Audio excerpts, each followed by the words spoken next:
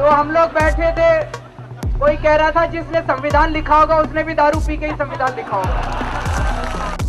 और मजलूमों पर जुल्म ज्यादती हो रही है, इसे हम बर्दाश्त नहीं करेंगे। हमारे पार्टी इसको बर्दाश्त नहीं करेगी। हमारे लिए दोनों पार्टी एक नागनाथ है, कोई साथ नाथ। और ये घूमते रहते संविधान बदल देंगे, संविधान बदल देंगे, संविधान बदल देंगे। मैं उन हमें आपको सम्मान और जानबूझकर भारतीय जनता पार्टी अपमानित करना चाहती है। उनके पास, बीजेपी के पास ये चुनाव लड़ने के लिए कोई एजेंडा नहीं है, कोई प्लानिंग नहीं है। वो दिल्ली के लोगों को ये बताएं कि 5 साल में दिल्ली के लिए उन्होंने, बीजेपी वालों ने क्या काम किया।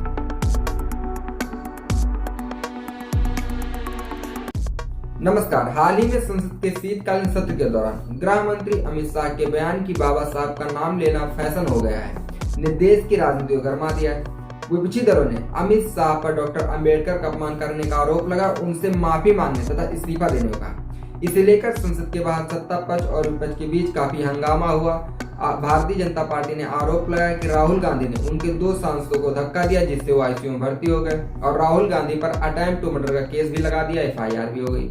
आम आदमी पार्टी ने भी सत्तारूढ़ दल भारतीय जनता पार्टी पर डॉक्टर अंबेडकर का मजाक उड़ाने का आरोप लगाते हुए इसके जवाब में दलित बच्चों की विदेश में पढ़ाई का खर्चा उठाने के लिए अंबेडकर स्कॉलरशिप योजना की घोषणा की। इसी बीच दिल्ली के पूर्व मुख्यमंत्री अरविंद केजरीवाल के भाषण का 9 सेकंड का एक क्लिप सोशल मीडिया पर शेयर किया जा रहा है। वीडियो में वो कहते हैं कि जिसने संविधान लिखा होगा उसने भी दारू पीकर ही संविधान लिखा होगा।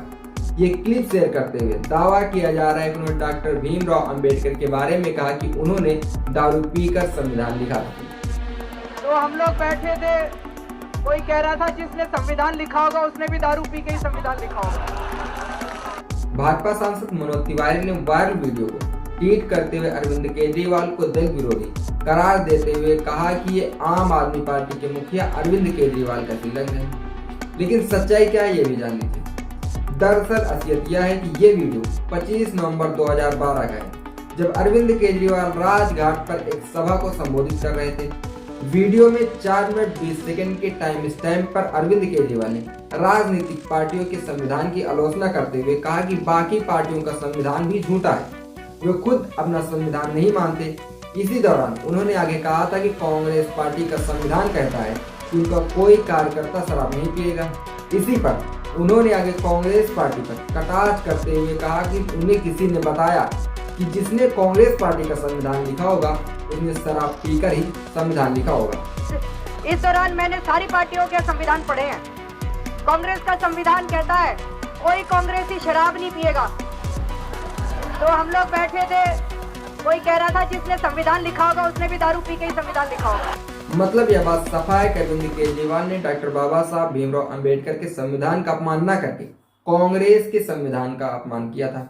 मनोज तिवारी के जैसे लोग, जिन्हें हम चुनकर संसद में भेजते हैं कि पूरी सच्चाई और ईमानदारी के साथ हमारी आवाज को संसद में उठाएंगे, लेकिन वही लोग पता नहीं कितनी बेशर्मी से झूठ फैलाने में लगे हुए हैं और इन्हें 1 मिनट भी नहीं लगता ऐसी चीजों को शेयर करने में। उधर मनोज तिवारी के झूठ को लेकर मनीष सिसोदिया भड़क गए और भड़क कर कहने लगे कि मनोज तिवारी जी सांसद हो, थोड़ी तो शर्म करो, झूठ ट्वीट कर रहे हो, सत्ते ट्रोलर जैसा बर्ताव करना बंद करो, अपनी नहीं कम से कम सांसद पद की तो इज्जत करो। फिलहाल बाबा साहब भीमराव अंबेडकर जी के अपमान का मामला अभी रुका नहीं है। बहुजन समाज पार्टी आज हर एक जगह आंदोलन कर रही है। उधर समाजवादी पार्टी का कहना है कि बाबा साहब भीमराव अंबेडकर जी ने संविधान दिया है, यह संविधान रक्षा करता है, हमें आपको सम्मान दिलाता है और जानबूझ करके भारतीय जनता पार्टी अपमानित करना चाहती है। और अखिलेश यादव का कहना है कि भारतीय जनता पार्टी जानबूझकर ऐसी बहस छेड़ना चाहती है देश में, जिससे उसे लाभ मिले और देश के सारे मुद्दे गायब हो जाएं और देश के लोग इसी मुद्दे पर अटके रहें।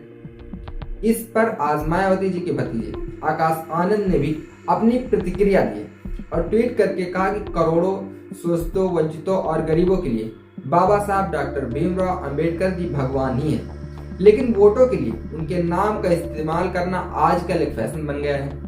पहले देश के गृह मंत्री श्री अमित शाह जी ने संसद में उनका अपमान किया, फिर श्री राहुल गांधी जी व प्रियंका गांधी जी ने हमारी नीली क्रांति को फैशन शो बनाया और उसके बाद श्री अरविंद केजरीवाल जी ने बाबा साहब की छवि के साथ छेड़छाड़ की। देश के दलित, शोषित, वंचित, उपेक्षित के आत्मसम्मान के लिए बीएसपी कमीशन जारी रहेगा। गृह मंत्री श्री अमित शाह जी को पश्चाताप करना ही पड़ेगा। फिलहाल विपक्ष अपनी बात पर अड़ा हुआ है।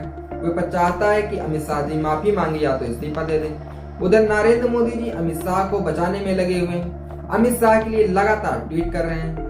अमित शाह ने भी प्रेस कॉन्फ्रेंस करके सफाई भी दी, लेकिन आदमी के लहजे से ही पता चल जाता है कि उसके मन में कितनी कटुता भरी है, किसी के प्रति कितना प्रेम भरा है। जरा यह वीडियो देखिए और अंदाजा लगाइए आपको क्या लगता है, अमित शाह को माफी मांग लेनी चाहिए या विपक्ष सिर्फ बिना बात के हंगामा बना रहा है। अभी एक फैशन हो गया है, आम्बेडकर आम्बेडकर आम्बेडकर आम्बेडकर आम्बेडकर आम्बेडकर। इतना नाम अगर भगवान का लेते तो 7 जन्मों तक स्वर्ग मिल जाता। इस बात का आप कमेंट बॉक्स में कमेंट करके जरूर दें। देखते रहिए हालचाल। जय